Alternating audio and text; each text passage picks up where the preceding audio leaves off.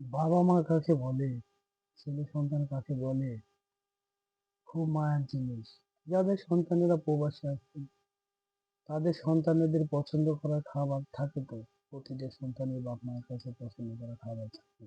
সেই খাবারগুলো সন্তান না আসা পর্যন্ত বাপ মা খায়, কিন্তু খাওয়ার সময় খুবই কষ্ট পায়। যে কষ্ট বাবা মায়ের কাউকে বলতে পারে না বা দেখানোরও কিছু নাই, ভিতরে অন্তরটা থেকে যায়। অনেক দুঃখ কষ্ট সহ্য করে থাকে, করবার তো কিছুই নাই।